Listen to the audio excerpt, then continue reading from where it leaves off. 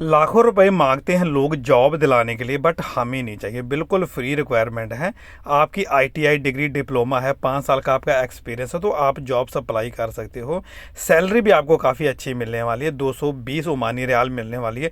Fire alarm technician की jobs available है Oman के लिए। खाना कंपनी का रहने वाला, मेडिकल की फैसिलिटी, ट्रांसपोर्ट की फैसिलिटी एंड रहने की फैसिलिटी कंपनी आपको प्रोवाइड करवाएगी। सिर्फ आपको कॉल करना है हमें। यदि आपकी पोजीशन अवेलेबल है इसमें, तो आप हमें कॉल कर सकते हैं। स्क्रीन पर कॉन्टैक्ट नंबर चल रहे हैं। पोस्ट को डाउनलोड करना चाहते हो तो स्क्रीन पर जो वेबसाइट का लिंक चल रहा है, इस लिंक पर आप विजिट कर सकते हो।